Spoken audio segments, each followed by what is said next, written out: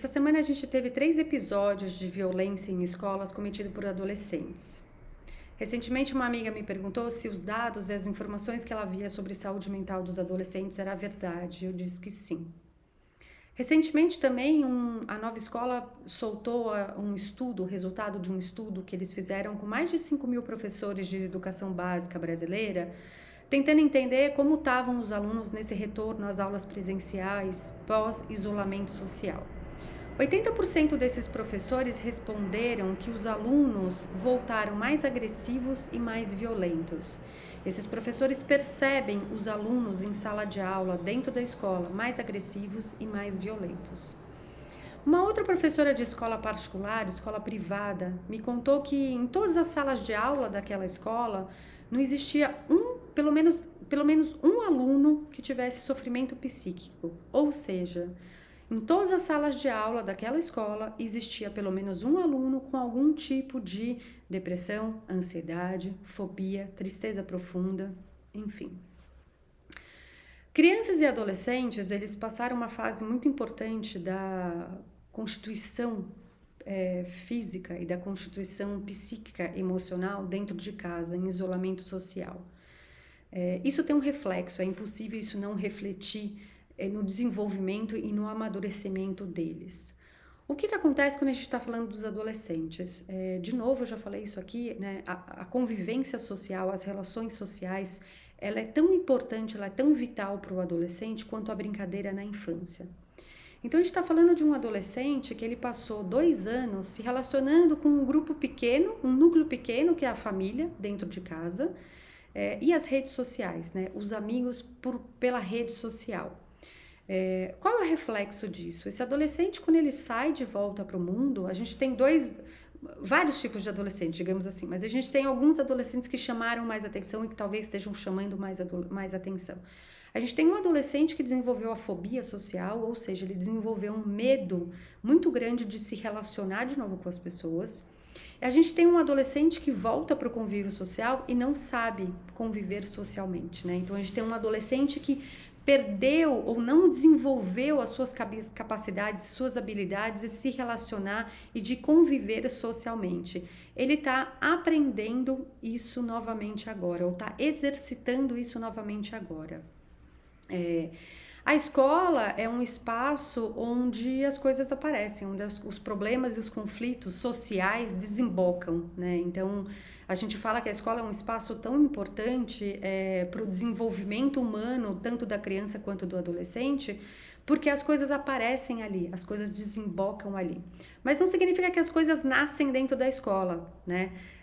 Um adolescente, por exemplo, quando ele vai para a escola, eu já falei isso aqui também, ele leva as questões dele com ele para a escola, né? Então, um adolescente que está com algum tipo de sofrimento psíquico, com alguma ansiedade, alguma depressão, alguma questão de agressividade ou sofrendo algum tipo de violência, o que está acontecendo na verdade? Isso acompanha ele 24 horas por dia, e não é que isso aparece só na escola, isso desemboca na escola, mas isso vive dentro desse adolescente.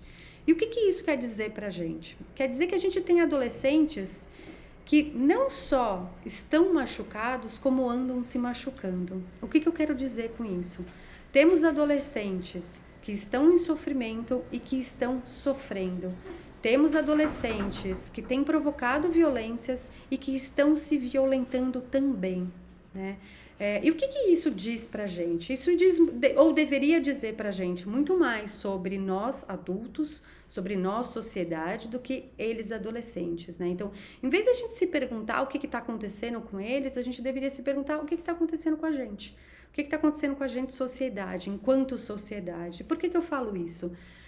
Porque vivemos um momento de profunda intolerância social, né? O ser humano, o adulto, perdeu a sua capacidade de se relacionar. E isso não é só agora da pandemia, isso não é apenas um reflexo da pandemia, né? Isso, a gente tem um estudo que eu já falei aqui também, que é o PENSE.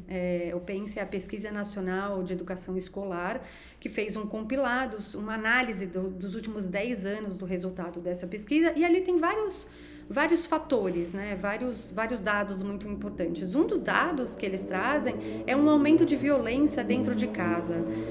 Ou seja, o adolescente tem se sentido mais solitário dentro da casa dele e ele também tem sofrido um número maior de violência dentro de casa. Isso pode ser violência física, violência psíquica, enfim. O que eu estou querendo dizer?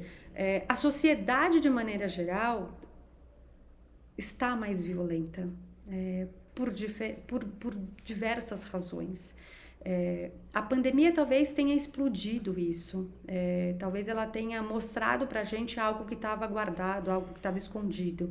E talvez a combinação desses últimos 10 anos, dessa mudança comportamental que a gente vem sofrendo em sociedade, mais as sequelas da pandemia, tenham desembocado dentro de um adolescente dessa maneira tão violenta, tão agressiva que a gente está vendo.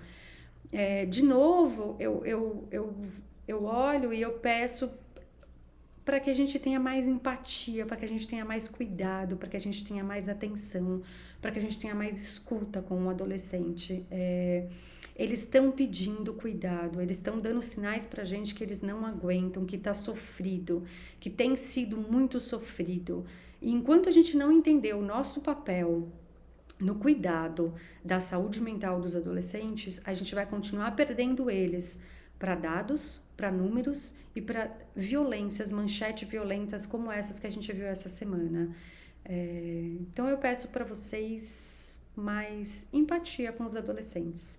Eu já falei várias vezes aqui, adolescentes não são chatos, a adolescência está cercada por muitos tabus, e cabe a nós, adultos, responsáveis legais, quebrar essas barreiras, chegar perto deles e conseguir mostrar um pouco de cuidado, um pouco de carinho e um pouco de atenção. É pouco que eles estão pedindo, mas é muito, significa muito. E a diferença é gigantesca no desenvolvimento deles. Então é isso, tá bom? Até a próxima.